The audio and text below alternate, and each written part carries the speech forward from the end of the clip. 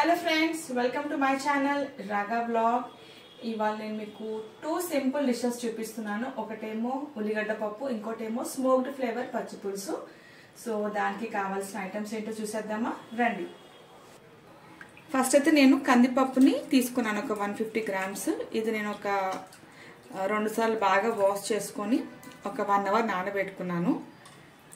ఇంకా దీంతో పాటు మనకి ఒక 3 పెద్ద ఆనియన్స్ తీసుకోవాలి. సో ఇలా లావుగా కట్ చేసుకోవాలి. ఒక పచ్చిమిర్చి, కొత్తిమీర, కరివేపాకు, ఒక చిన్న టొమాటో ఇలా సన్నగా కట్ చేసుకోవాలి. ఇంకా కారం, ఉప్పు, పసుపు, జీలకర్ర ఆవాలు, ఎండుమిర్చి, వెల్లుల్లి కావాలి. ఇప్పుడు ఇవన్నీ దీంట్లో వేసేసుకున్నాము.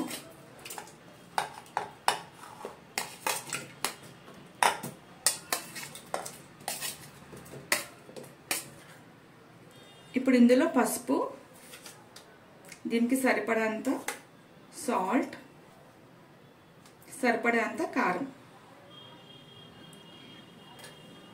వేసేసుకొని ఇప్పుడు ఇది మూత పెట్టేసేసుకొని స్టవ్ ఆన్ చేద్దాం. సో చాలా మంది అనుకుంటారు సాల్ట్ వేస్తే పప్పు ఉడకదేమో అనేసి. నేను గంట సేపు నానబెట్టినా కాబట్టి ఉడుకుతుంది. సో ఇదొక 3 విజిల్స్ కోసం వెయిట్ చేద్దాం. ఇక్కడ నేను పచ్చిపులుసు కోసం చింతపండు నానబెట్టుకున్నాను ఆల్రెడీ. అండ్ ఇప్పుడు మనము ఇవి పచ్చిపులుసుకి ఆనియన్స్, ఒకటి పెద్ద ఆనియన్ తీసుకున్నాను. ఇలా సన్నగా పొడవుగా కట్ చేసుకోవాలి. దాంతోపాటు 2 పచ్చిమిర్చి. సో ఇవన్నీ ఇలాంటి ఒక జాలీలో వేసుకోవాలి. స్టవ్ ఆన్ చేసుకొని ఇవి ఇలా ఫ్రై చేసుకోవాలి. ఒక 1 మినిట్ ఫ్రై చేసుకోవాలి ఇవి ఇట్లా. ఆ స్మోకీ ఫ్లేవర్ అనేది వీటికి పట్టుకుంటుంది మంచిగా. ఇవి చూడండి, దీనికి సురుకులు బాగా అంటున్నాయి. ఇప్పుడు నేను స్టవ్ ఆఫ్ చేస్తున్నాను. ఇప్పుడు ఈ ఆనియన్స్, పచ్చిమిర్చి ఒక బౌల్లో వేసుకుందాము. కొత్తిమీర, బెల్లం, కొంచెం దొడ్డుప్పు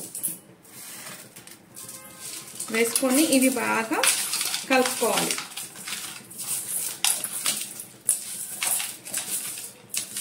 తర్వాత ఇందులో చింతపండు రసం వేసుకోవాలి.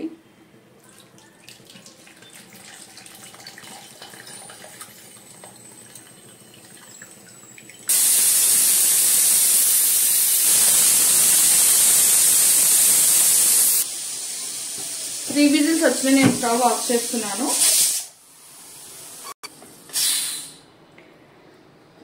కుక్కర్ ప్రెషర్ పోయింది. పప్పు ఒక దాంట్లో వేసుకుందాము. చూడండి, ఉప్పు వేసినా కూడా పప్పు ఉడికింది. చాలా మంది అంటారు ఉప్పు వేస్తే పప్పు ఉడకదు అనేసి. సో మనం 1 అవర్ నానబెట్టినాం అనుకోండి, ఖచ్చితంగా ఉడుకుతుంది. ఇప్పుడు పప్పుకి ఇంకా పచ్చిపులుసుకి మనము పోపు పెట్టుకుందాము. సో ఒకవేళ ఉప్పు అవి చెక్ చేయండి. ఒకవేళ ఉప్పు ఏమైనా పడితే అయితే వేసుకోండి. స్టవ్ ఆన్ చేసి కడాయి పెట్టుకుందాము. నేను ఇప్పుడు పచ్చిపులుసుకి, పప్పుకి రెండింటికి పోపు పెడుతున్నాను.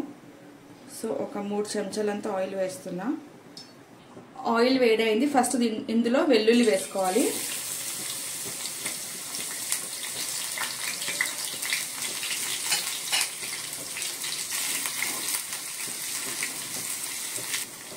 తర్వాత ఇందులో జీలకర్ర ఆవాలు, కొంచెం కరివేపాకు కూడా వేసుకోవాలి. ఇప్పుడు ఇంకా కొంచెం ఇంగువ వేసుకోవాలి.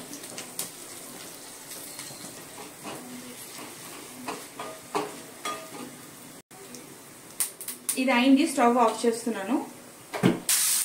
పప్పులో పోపు వేసుకున్న తర్వాత ఇందులో పసుపు వేసుకోవాలి. వేసేసుకొని ఈ చారు దీంట్లో వేయాలి.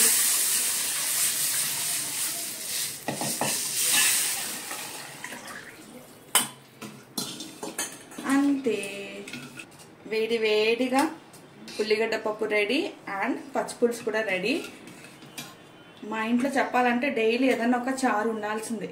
సో ఎక్కువ ఈ ఎండాకాలంలో నేనైతే పచ్చిపులుసే చేస్తాను. ఇప్పుడు ఇంకా నేను సర్వ్ చేసుకుంటున్నాను ప్లేట్లోకి.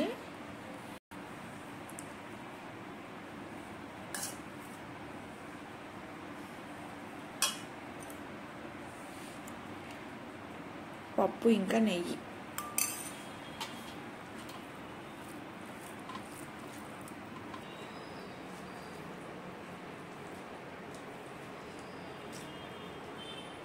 బాగుంది పప్పు, సూపర్.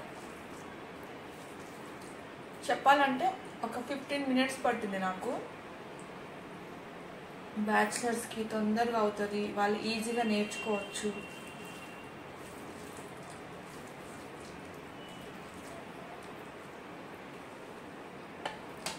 అండ్ ఇప్పుడు నేను ఇందులోనే పచ్చిపులుసు కూడా వేసుకుంటున్నా.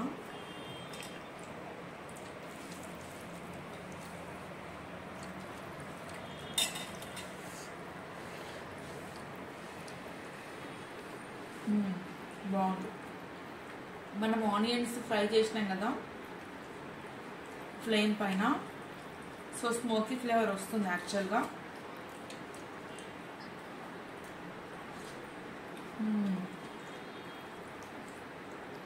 బాగుంది. సో మీరు కూడా ట్రై చేయండి. ట్రై చేసి రెసిపీ ఎట్లా ఉందో నాకైతే కింద కామెంట్ చేయండి. బాయ్.